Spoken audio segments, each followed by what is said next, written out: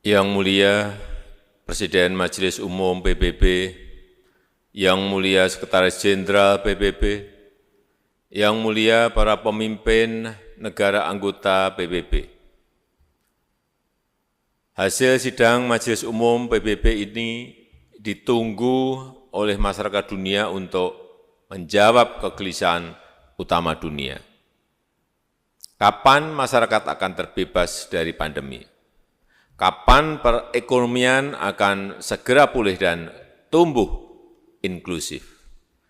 Bagaimana menjamin ketahanan planet ke depan, serta kapan dunia akan terbebas dari konflik, terorisme, dan perang?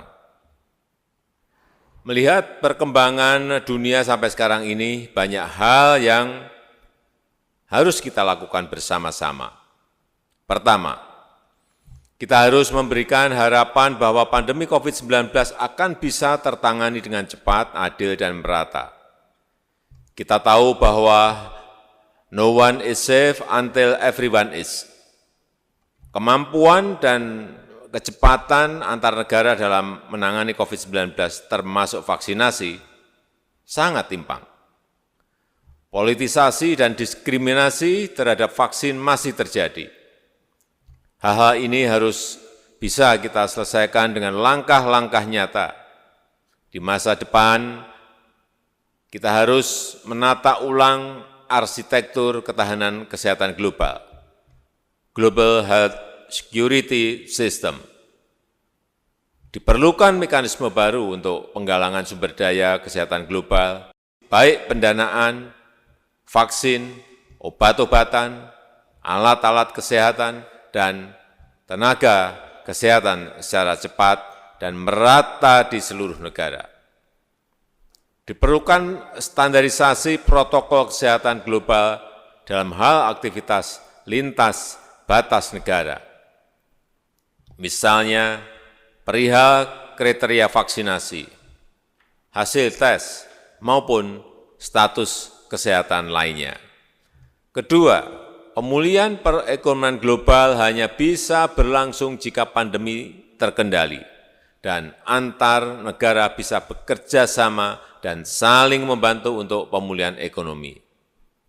Indonesia dan negara berkembang lainnya membuka pintu seluas-luasnya untuk investasi yang berkualitas, yaitu yang membuka banyak kesempatan kerja, transfer teknologi, peningkatan kapasitas sumber daya manusia, dan berkelanjutan.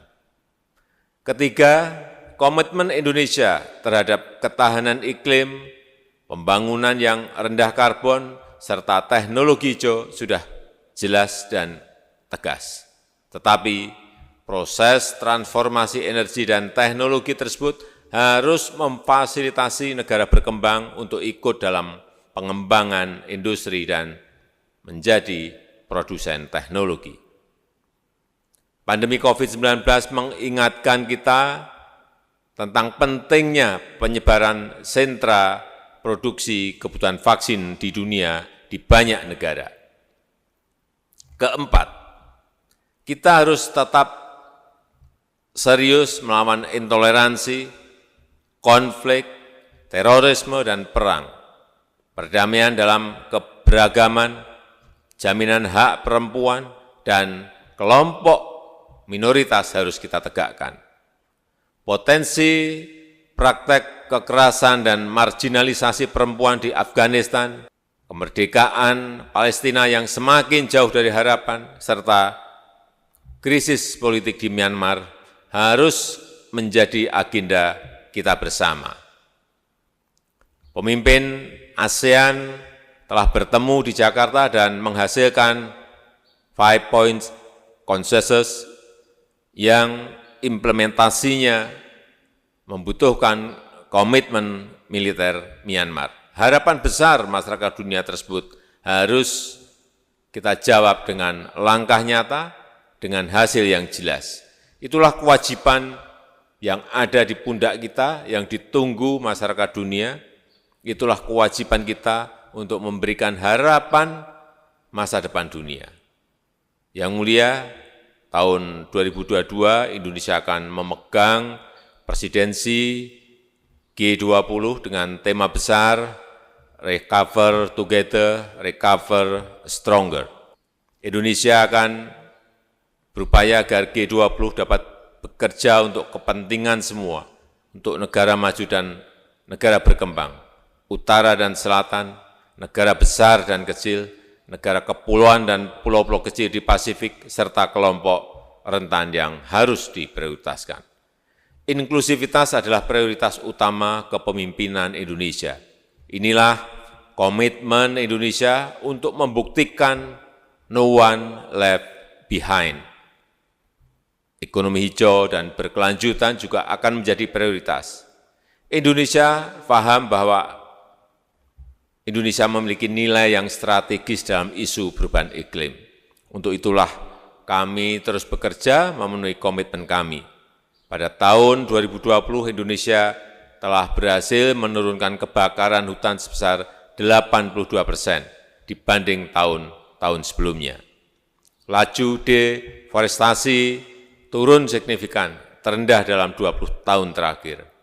Dan dalam tatanan global, Indonesia ingin mengedepankan burden sharing, berbagi beban, menghadapi agenda bersama dunia yang sangat berat. Indonesia kembali menyampaikan harapan dan dukungannya terhadap multilateralisme. Sudah mendesak bagi kita untuk mengawal multilateralisme yang efektif dengan kerja dan hasil yang konkret.